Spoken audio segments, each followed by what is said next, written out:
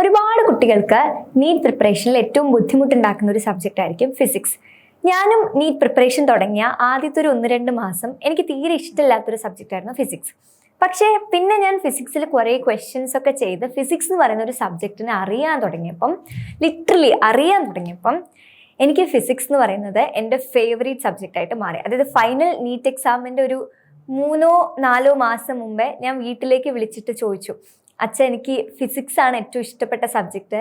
എനിക്കറിയില്ല, ഞാനിപ്പം MBBS കിട്ടി മെഡിസിൻ പഠിക്കുകയാണെങ്കിൽ എനിക്ക് ആ ഒരു സബ്ജക്റ്റ് ഇഷ്ടമാവുമെന്ന് അറിയില്ല. കാരണം ബയോളജിനേക്കാളും ഞാൻ എത്രയോ കൂടുതൽ ഫിസിക്സിനെ ഇഷ്ടപ്പെട്ട് തുടങ്ങിയിരുന്നു ലാസ്റ്റ് മന്ത്സ് ആയപ്പോഴേക്ക്.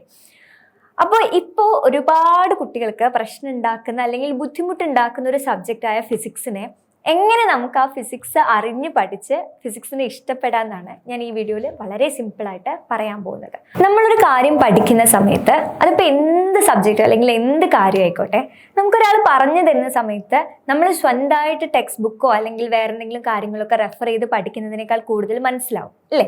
അപ്പോൾ നിങ്ങൾ ഫിസിക്സ് പഠിക്കുന്ന സമയത്ത് ഏറ്റവും കൂടുതൽ യൂട്ടിലൈസ് ചെയ്യേണ്ട ഒരു കാര്യം എന്ന് പറയുന്നത് നിങ്ങളുടെ ക്ലാസ്സും അതുപോലെ തന്നെ നിങ്ങളുടെ ഫിസിക്സ് ഫാക്കൽറ്റീനെയാണ്. കാരണം ഞാൻ ഫിസിക്സ് പഠിക്കുന്ന ഒരു മെത്തേഡ് എന്ന് പറഞ്ഞാൽ ആദ്യം ഫിസിക്സിൻ്റെ ക്ലാസ്സിൽ 100% അറ്റൻറ്റീവ് ആയിട്ടിരിക്കും. അതായത് ഒരു ചാപ്റ്റർ പുതിയതായിട്ട് പഠിക്കുന്ന സമയത്ത് നമുക്ക് ഒരുപാട് ഡൗട്ട്സ് കാര്യങ്ങളൊക്കെ ഉണ്ടാവും. അപ്പോൾ പലരും ഞാൻ കണ്ടിട്ടുണ്ട്, ഡൗട്ട്സ് ഉണ്ടെങ്കിലൊക്കെ അടുത്തുള്ള കുട്ടി എന്ത് വിചാരിക്കും അല്ലെങ്കിൽ സാർ എന്ത് വിചാരിക്കുന്നൊക്കെ പേടിച്ചിട്ട് ഡൗട്ട്സ് ചോദിക്കാതെ ഇങ്ങനെ ഇരിക്കും. ആ ഡൗട്ട് ഇങ്ങനെ മനസ്സിൽ വെച്ച് ബാക്കിയുള്ള കാര്യങ്ങൾ മനസ്സിലാവാതെ ഇരിക്കും. പക്ഷെ ഞാൻ ഫിസിക്സ് എന്നല്ല എന്ത് ക്ലാസ്സിലിരിക്കുമ്പോഴും എനിക്ക് എന്തെങ്കിലും ഡൗട്ട് ഉണ്ടെങ്കിൽ ഞാൻ അപ്പം തന്നെ ചോദിക്കുമായിരുന്നു. സോ ദാറ്റ് ബാക്കി എടുക്കുന്ന കാര്യങ്ങൾ എനിക്ക് ക്രിസ്റ്റൽ ക്ലിയർ ആയിട്ട് മനസ്സിലാക്കാൻ പറ്റുമായിരുന്നു. സോ എനിക്ക് ആദ്യം പറയാനുള്ള കാര്യം, നിങ്ങൾ ഫിസിക്സിൻ്റെ ക്ലാസ് 100% യൂട്ടിലൈസ് ചെയ്യുക. നിങ്ങൾക്ക് എന്ത് ഡൗട്ട്സ് ഉണ്ടെങ്കിലും അപ്പം തന്നെ ക്ലാസ്സിൽ നിന്ന് തന്നെ കാര്യങ്ങൾ ചോദിച്ച് എല്ലാം പഠിക്കാൻ നോക്കുക.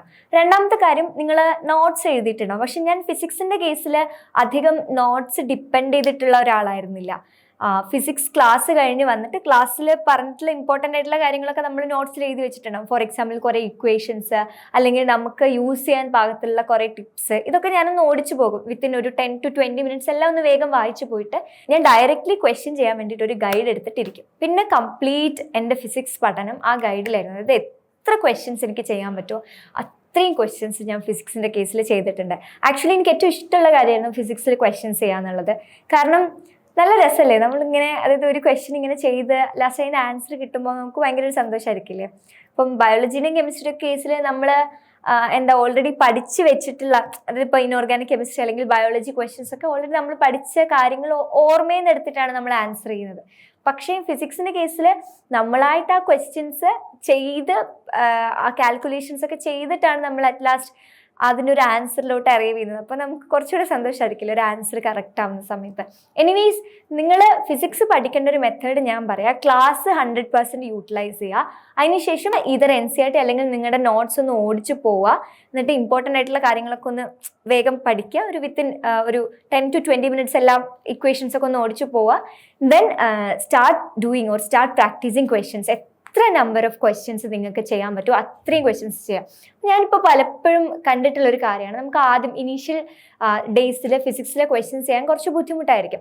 കാരണം നമ്മൾ ആ ഒരു ക്വസ്റ്റ്യൻ ചെയ്യുന്ന മെത്തേഡൊക്കെ ആയിട്ട് അഡാപ്റ്റ് ചെയ്ത് വരുന്നേ ഉണ്ടാവുള്ളൂ. അപ്പോൾ നിങ്ങൾക്ക് ഈവൻ ആദ്യത്തെ സമയങ്ങളിൽ അതൊക്കെ ബുദ്ധിമുട്ടാണെങ്കിൽ പോലും, പലരും കണ്ടിട്ടുണ്ട് ബുദ്ധിമുട്ടാവുന്ന സമയത്ത് ഫിസിക്സ് ക്വസ്റ്റ്യൻസ് ചെയ്യുന്നത് കുറേ ടൈം കൺസ്യൂമിംഗ് ആയിട്ട് തോന്നുമ്പം വീക്കിലി എക്സാമിന് കൂടുതൽ മാർക്ക് സ്കോർ ചെയ്യാൻ വേണ്ടിയിട്ട് തൽക്കാലം ഫിസിക്സിന് അവിടെ മാറ്റിവെക്കും. എന്നിട്ട് കെമിസ്ട്രിയും ബയോളജിയൊക്കെ ഇരുന്ന് പഠിക്കും.